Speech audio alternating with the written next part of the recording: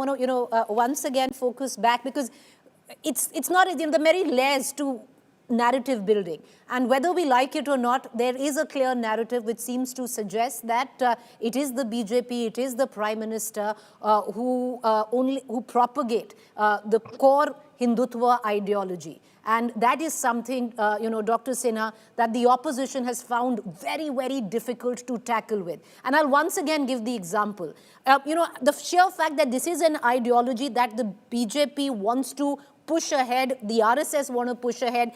Let's go back to 2024 elections. You had the inauguration of the Ram Temple. Politically, it didn't quite, give as much dividends. And I'm only talking about politically right now.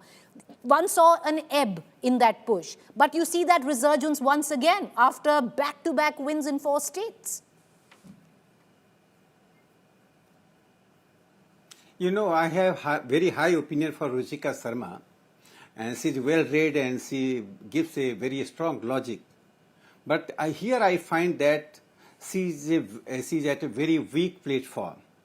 She's talking about the English. Before coming to your question, just I have a remark for her. She's talking about the English. We are not fighting English. We are not fighting against English. English is one of languages which has played a very vital role in the discourse. And it is far ahead than other languages in the contemporary world.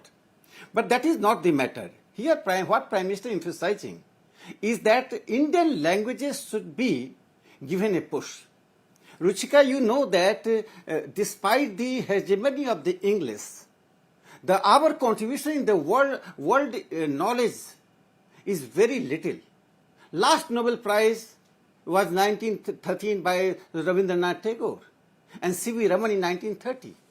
So English has not done a great job. It may be for certain castes, certain communities, for bringing equality, egalitarian. These are very important things, but that are not the sine qua non. Now I am coming to your question. Basically, Preeti, you just understand the Indian mind. The elites and the common masses, there is a binary. Elites think in certain terms and certain ways with certain presumptions. But the common masses' aspiration, they are not the crowd. Marxist and Nehruvian consider the common masses as part of the crowd. As long as they endorse them, they are good crowd. When they don't endorse them, they are the bad crowd. But Prime Minister Narendra Modi does not reject Gandhi, does not reject Nehru. He just rejects the westernization theory which is hegemonizing the Indian people, colonizing the Indian mind. That's why he says that we should get away from the Macaulay. 2 points I am emphasizing here. First thing, that spirituality is the core of India. Without spirituality, India cannot be imagined.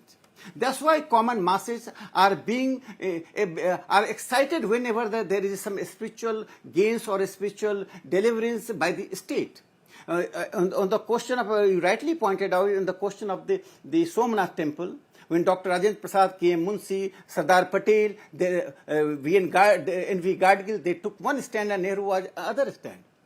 No, sir. Second question no. But Professor Sinha, I just want to give I'd just like to give context to that. It wasn't 2 separate points. The point was I'm going there as my personal capacity and not official. So that demarcation was made by the sitting president at that point of time. Because there was a demarcation at that time between official and personal. Yeah, I'm talking. The Prime Minister wrote letters to all chief ministers. This is not the state function.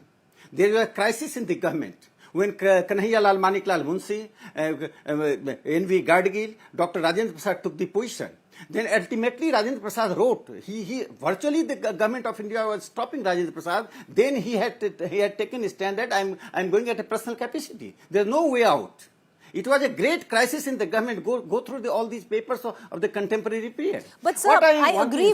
I agree with you. But the fact is, there was a distinction between personal and official. That distinction no longer exists. When you reject the Madhavacharya, because Prime Minister Narendra Modi is a Prime Minister, he should not go to Madhavacharya. When you reject that Prime Minister should not go to Rama temple, then what India remains? And the kind of binary has been created by the selective secularism of Nehru and here. Selective secularism. I am coming to selective secularism. He also presented presented a replica of mosque to the king of the Saudi Arabia's king, the Cheraman Mosque, where a temple was converted into a mosque by the Hindu king. Therefore, I consider that Prime Minister is taking the position which is helping. Okay, everyone wants to come in. Dr. Sinha, I'm going to come back to you. The common masses are welcoming. The fact is, whatever it's not an argument, because whatever you do say does find resonance on ground, and we can see that electorally. Ashutosh, I want to bring you back into this conversation, because this is something, and I'll once again, this is a highly emotive subject, especially what the Prime Minister has said about the Macaulay mindset, about colonial hangovers, all of that, and everyone wants to talk about it. But if you interpret it politically, Ashutosh, the fact that Hindutva, Hindu Hriday Samrat, that was what the Prime Minister in 2014, this is his political prowess, this is, his pitch which he's batting on. And he's come back to it, and this time in a much more nuanced and cultural way, which the opposition still doesn't have an answer to. See, Priti, I think let's not confuse issues. When Rakesh Sinha says that he's an icon of Hindutva, then yes, he's an icon of Hindutva, but Hindutva is a political ideology. Hindutva, RSS uses Hindu religion for its political benefit. That's called political ideology. That's Hindutva. Mr. Narendra Modi is an icon of Hindutva. Mr. Narendra Modi is not the icon of the Hindus. Let's not confuse issues. Because Hindus are very, very different.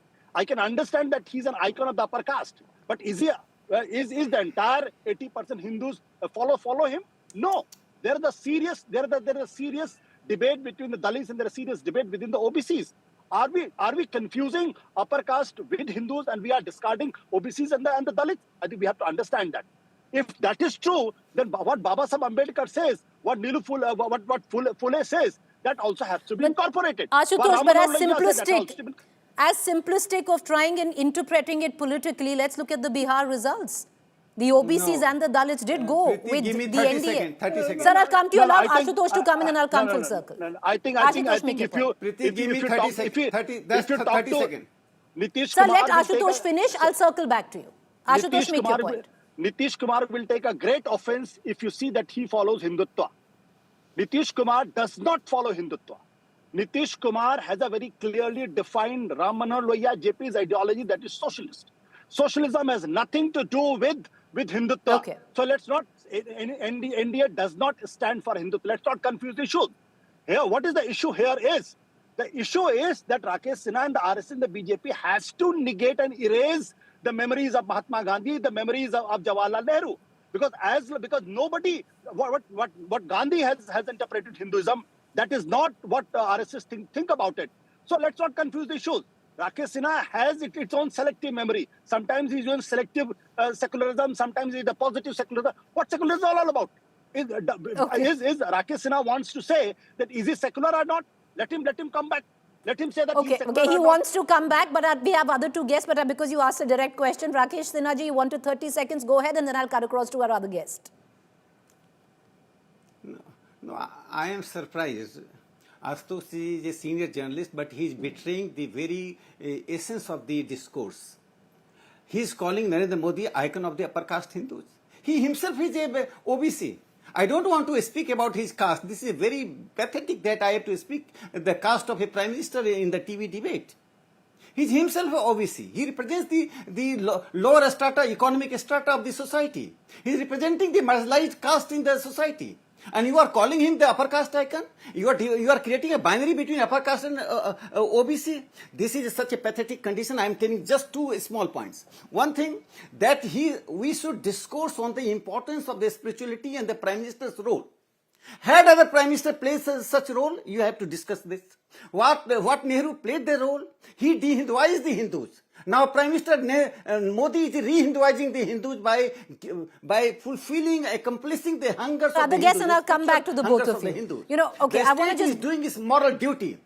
Okay, allow me to bring in Dushyant Sridhar and Ruchika Sharma back into this conversation. Dushyant Sridhar, you've been wanting to come in quickly, sir. Make your point. Very quickly, 4 points. First point is the word religion itself, when we see from the Western lens, religion B is anti-religion A. Religion C is anti-religion A and B. Whereas from the perspective of Hinduism, we don't see it principally that way. So the word religion itself should not send shockers across the ecosystem. One. Second point is one person did speak about, one of the panelists did speak about the Shudras receiving or not receiving education. In the 13th century, you had a line, Bhasha Geetif Prashasta Bhagavati Vachanat Rajavacho Upacharat, language be any. That language, beauty and content should be appreciated. Andanar, Andiyar, Nundavare Mudala is a 13th century work. We had Shudrachara Shironmani written in the 14th century by 6 scholars of the Shudra community in Sanskrit. 2. Point number 3, there was a talk about the binary, that there is a Macaulay education system with the Prime Minister is against. Then you have UK universities being set up in India. That way, there are reports of some politicians who say that caste, what's your language, what's your caste, we need to do away with caste. And they are the same people who pull their Janeyu outside and show that I am a Brahmin.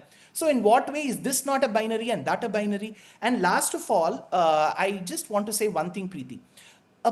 Just because the Prime Minister did not mention that line, it's not in my personal capacity or in the capacity of a Prime Minister that I'm visiting, it doesn't make it different from what Rajendra Prasad did. So if you ask Prime Minister, he'll say, as in my personal capacity, I went. But at the end of the day, in 1950s, we had a person who asserted stating that... Okay, but Dushyant Sridhar, if you do something in your personal capacity, then there is no protocol. But if there is protocol attached to it, then it becomes an official capacity. Right? There's a distinction. When people go to iftar there parties, was full protocol where the Prime Minister went. When people go to iftar parties, do they go with protocol or without protocol? So, I'm not understanding the point. Because I'm just saying the Prime Minister went in official capacity. So like you said that he went in personal capacity. No, he didn't. He went in official capacity. That's all I'm saying. Right? So we can interpret it in whichever way we want to. Okay, Dr. Sharma wants to come in. Yes, Dr. Sharma, quickly make your point, ma'am. I just wanted to respond to a couple of things Mr. Sinha had said. The first one being that if they don't have a problem with English and the English education system, then what is their problem with Macaulay? Because if he has read Macaulay's Minute 1835, that is what it basically says.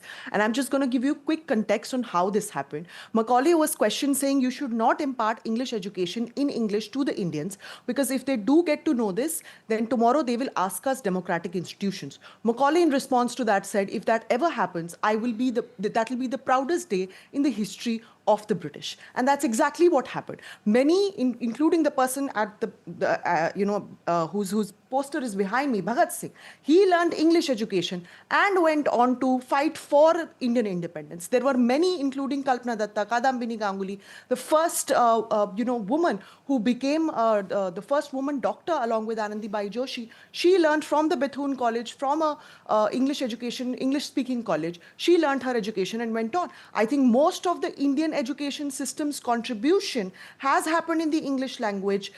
People read the works of Romila Thapar, Irfan Habib in universities of the UK and the US. They are all in English. The other point that I want to make, and this is responding to Mr. Sridhar's point, since he's quoting so many verses in Sanskrit to say that, the Shudras were receiving education, I'd like to quote the Manusmriti, which very categorically states that if you ever hear the Shudra speaking in Sanskrit, pour hot oil into that Shudra's mouth. So there is absolutely no idea that there was some sort of a utopia where the Shudras or the Atishudras were allowed to talk in Sanskrit to gain education in Sanskrit. So it's okay. There are two things that Professor Sinha should sort of clarify. What is his problem with Macaulay if English is not the problem and English education is not the problem? Because Macaulay brought this. And this other idea of the slave mindset, it's the exact opposite. If you look at what the women have been saying, what Shudras have been, Atishudras have been saying, they got out of the slave mindset primarily by learning English in English and the English education system. All right. Okay. So now that's where the Macaulay mindset is.